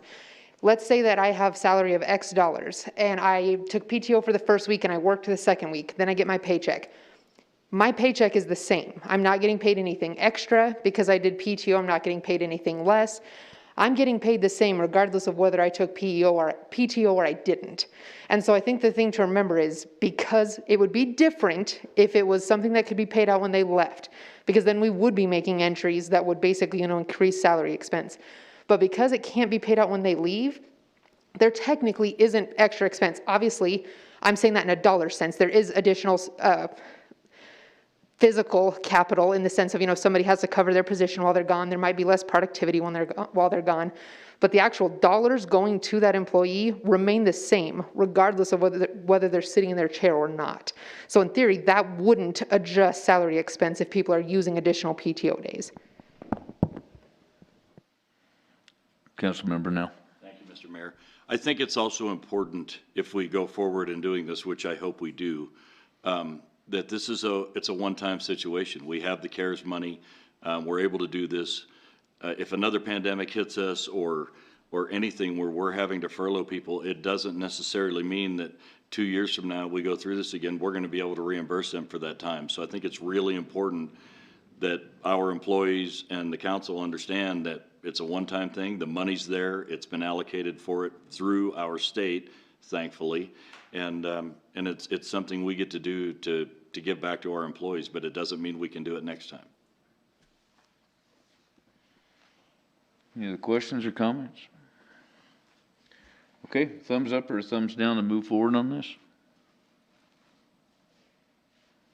Okay.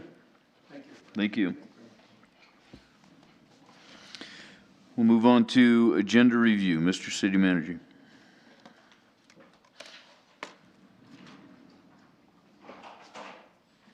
Thank you, Mr. Mayor.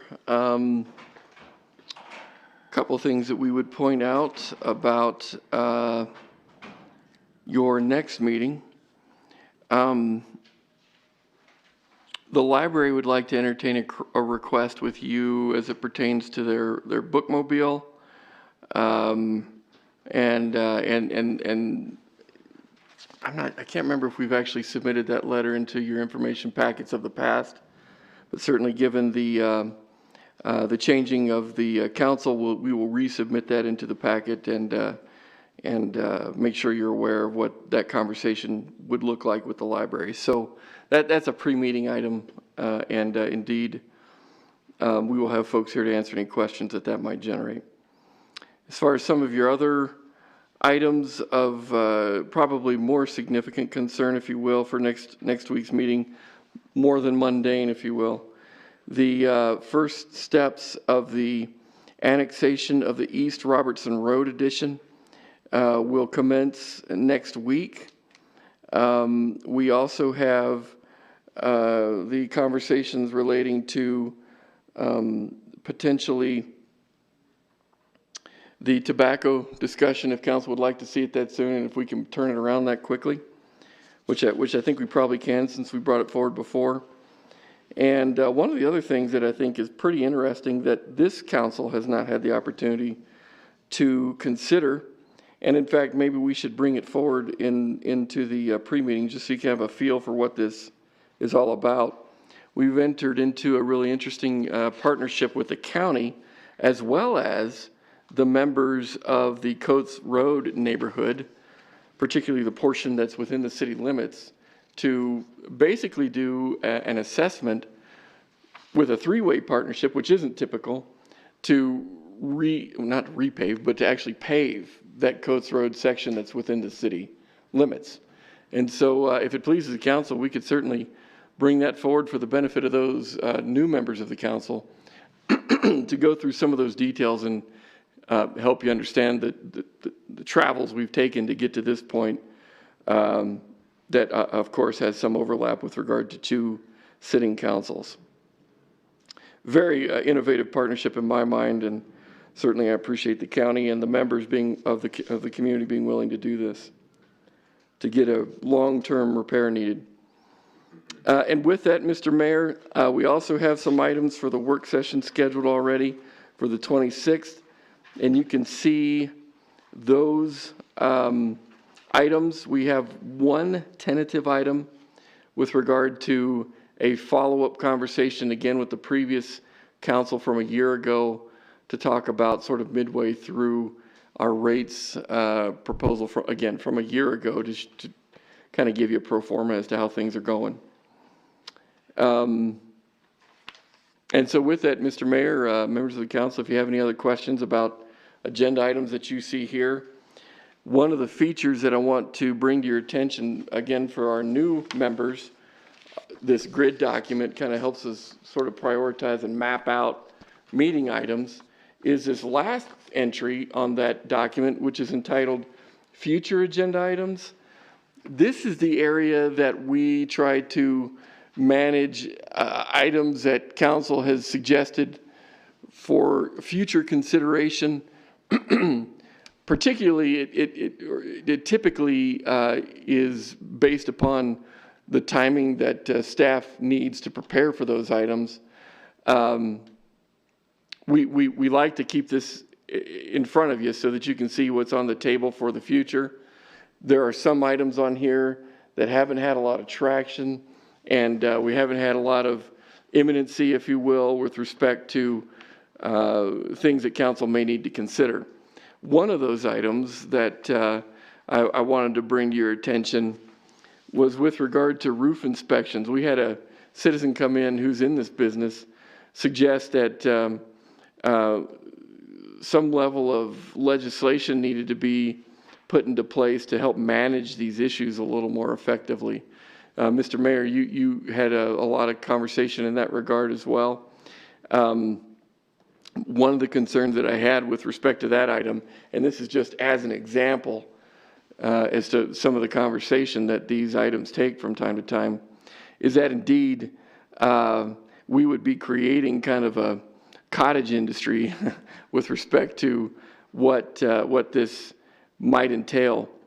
Nonetheless, if council wants to continue this item and see this come forward, we would probably use time like this to try to gauge what it is that you'd like to see by way of timing. And as you can see, some of these items we just haven't done that for. And so my suggestion would be for items like this one and other items that you see on this sheet, that we use the agenda review piece of these work sessions to evaluate that a little more closely and see what you'd like to see by way of timing for these things to come forward. I think this would also be a good time for proposals that you have in mind as it relates to getting council's thumbs up to move it to the grid document, if you will, and enter items into the planning phase for future deliberation of this council in forums just like this. Little bit of a orientation, but nonetheless, very, very helpful document in that regard. Okay. Anybody have any questions on this document or the agenda review? Mr. City Manager, I actually do have a question. So I'm looking on future regular council meeting items, and we have the public hearing date that'll be coming up here on liquor license renewals. And correct me if I'm wrong, last year we had a discussion where we had like a drop dead date, correct? That was put in place for renewals because we had the problem of people coming in so late and renewing them. So I wonder if we couldn't just kind of get an update maybe at the end of the next meeting or something like that as to what that date was. And I know that we said we weren't going to put reminders out that they should know when the renewal date was, but I think it's only fair that we put it out there as that date's fastly approaching, and that you know, remember what we put in place as far as when those renewals have to be done. If they miss the renewal date, then if I remember correctly, we said if they miss the renewal date, then their license was pretty much open for anybody to come in and get. So I guess to put that back out there again, they don't want to procrastinate, and because it does take time, a lot of time for our staff to put everything together in order to get these renewals done. So if they're not there by that drop dead date, and I guess, you know, you can correct me if I'm wrong, but if they're not there by a certain date, then those become available to whoever the next morning. So, okay. Any other questions on the agenda? Okay. We'll move on to legislative review. Mr. City Manager, do you have anything on that? Mr. Mayor, at this point in time, I don't have a lot to discuss with regard to the legislative review. Indeed, we do have a lot of pieces of legislation coming together for committees and now the active legislature to consider. One of the problematic ones that, you know, we're still kind of in a holding pattern with regard to funding the fire pension plan A. There is a lot of conversation at the legislature level that would suggest those burdens need to be foisted back onto cities and towns. For the city of Casper, the full extent of that burden could be immensely significant, and we're very concerned about that. So those kinds of pieces of legislation we're following very closely. Council adopted a legislative agenda that, as luck would have it, WHAM decided to adopt almost in total for their agenda as well. And we obviously are following those pieces of legislation. But at this point in time, I would suggest it's a little early in the game to give you updates that make any sense for now. But I assure you that as we move through the legislative session, these parts of the agenda will be really helpful and important. Okay. Anybody else have anything on legislative agenda? Ms. Engelbrecht? E. Is there any particular bills that are being presented currently that you're watching a little bit closer than others? Mr. Mayor, Councilwoman, without a doubt, we've got a few that we're really concerned about. That fire pension A is one of them that could have significant repercussions to the city financially. If it would help, we could certainly submit for the information packet this week what it is that we're keeping a real close eye on for the benefit of those who are new to this discussion. And I would also invite that if you have any questions that memo would generate, please give us a buzz, and we'll try to walk through some of those details. Invariably, we're going to need to be talking about elements of that memo throughout the next couple of months, because that session moves fairly rapidly and things change rather dynamically. And there will be times where I need to come back to you and say, hey, what's your position, so I can represent your position as appropriately as possible. So absolutely, I'd be pleased to do that. That would be great. Yep. Okay, anything else on legislative review? Okay, before we go to council around the table, I want to go back to the first item, council meeting follow-up. From the last, after the end of the last meeting, it was asked about cell phones and for council members themselves. There is no stipend that's ever given to council members for cell phone use itself. We did have the option to have a cell phone through the city given to us, so you wouldn't have to use your regular phone. However, the previous council, we all decided not to do that because people still are going to call you on your normal cell phone anyways. But it is an option. We did away with it, but in discussions, it is an option. If you do, in fact, want a city-issued cell phone, you can get one. You just need to let myself know or let the city manager know, and he'll square you away with it. So, okay. All right, councilor around the table. Councilman Nell. Thank you, Mr. Mayor. A few things on my mind, and I'd like to, I guess, put them out there. I don't know where we go from here with them. I've met with Carter on a few of them. The first thing is, I think as a new incoming council, we need to adopt a strategic long-range plan. I think we have to have a vision of where we're going and how we're going to get there. And I think in doing this, it helps us kind of set up goals and achieve them rather than just going week to week. That's my first thought. Secondly, I've noticed we have some drains on our funds, and I know that we have, this is going to be contentious because I think it's been brought up years ago, but our museum, which is hardly ever used in the wintertime, I would like to see us close it from, November 1st to April 30th and have it open the other 6 months and have a virtual tour set up for people to go in and see it. It's mainly for tourists, and we don't have a lot of tourism in the wintertime that are using that museum. So it's a huge drain on our budget. I would like to look at us possibly moving in that direction with that. Also, I know there's been a tremendous amount of work done by prior councils and a lot of money invested into the new police station that is desperately in need. And I went on the tour. We literally have detectives working in a broom closet. It's ridiculous. If my numbers are right, I think we're spending almost $250,000 a year just renting buildings for our police department and our dispatch. And it's a huge waste of money.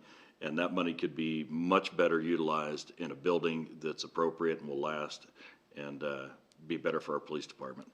And lastly, when I was running, I had promised my constituents that I would address this or hope to bring it to the council to be addressed. And that is, we have some very skinny streets in our town. 12th Street and 13th come to mind, and those are the people that contacted me the most.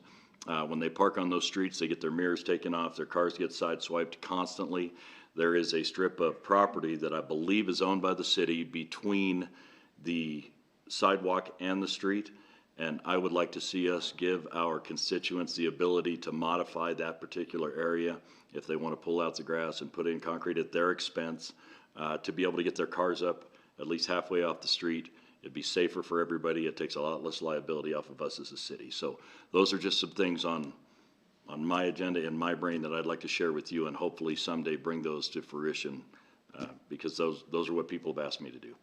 So, and I appreciate you giving me the opportunity to speak, so thank you. Just to answer you on your first one, that's a discussion that has been brought up and recently, as a matter of fact, from people outside the council too, of having a long-range plan and having goals set, not just next week, but a year, 5 years, 10 years down the road, or where we're going to be at a decade from now. So, Councilwoman Lutz. Nothing tonight. Councilwoman Pollock. Councilwoman Engelbrechtson.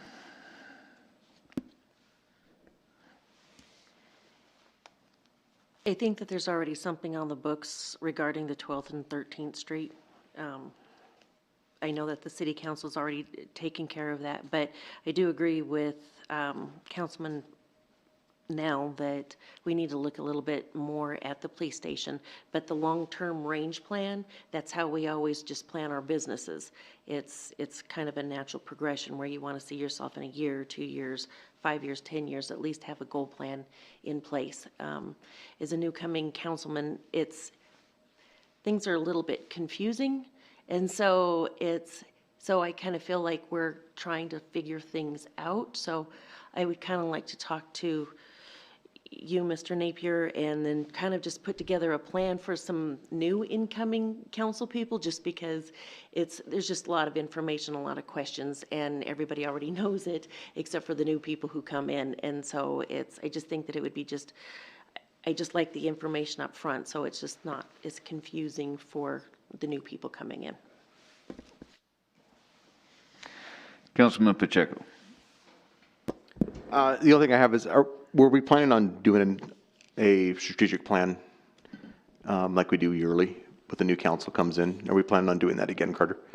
Mr. Mayor, Councilman Pacheco, indeed, we try to get the sitting council to do at least a 2-year plan as it relates to goals that this council, the sitting council, would like to see happen within the period of their tenure. Without a doubt, strategic plans have been features of this organization in the past. We do have a comprehensive land use master plan that's in place right now that covers a lot of those bases. We also have the Generation Casper plan that too could be considered a strategic plan as well. And if it pleases the council, in preparation for that discussion possibly, I'd be real happy to make sure that everybody has those plans as a means of setting the table for a discussion of this nature. So there's a lot of ways we can go with that concept, but at the very, very least, and as a matter of fact, you'll see on your work session agenda for next work session, the 26th, you will see a council goals update that'll give you a feel for what it is that we've accomplished with the previous council and where our recommendations would be, where we would carry forward from there, and of course, what it is that you'd like to see for at least this next 2 years. And I know in the past we've done goal setting retreats and sat down, and so I'm assuming that we'll probably kind of look at that again in the near future as well. So wanting to make sure with the new council seating that we do go through goal setting of what the next 2 years should look like, and trying to do that as well. So absolutely. The other option is, the other thing that I just wanted to say is that I don't want the new council members to feel bad about asking questions. I mean, I want them to ask questions and get that information. I'm hoping that they feel just fine asking those questions. And I remember my first time being on here, it's a high learning curve, and you've got to learn a lot. There's a lot of information coming at you, and they're flying at you. So continue to ask questions, ask us, ask any of the current members that are sitting here, any questions aside from here as well, about processes, how things go. So just wanted to make sure you guys all knew that ask as many questions as you want during meetings. I think it's absolutely appropriate and typical of that. So thank you. Councilman Gamros. I just have one thing. I'm looking forward to serving as city council liaison for a couple boards this week, including Advanced Casper and DDA. On the note of DDA, I guess I'd just like to remind the community that thanks to a generous sponsorship by Visit Casper, you can skate for free. This is their last weekend. They have a glow skate event. They had the Princess one last weekend. So this is your last weekend to skate at David Street, and it's free thanks to Visit Casper. Just wanted to make sure the community was aware of that. That's all I have. Thank you. Okay, and I really don't have anything to add, except for bear with me as I'm butchering your names or how to say councilman or council member or vice mayor. So, other than that, I don't have anything else for tonight. So, this meeting will then be adjourned. Thank you, everybody.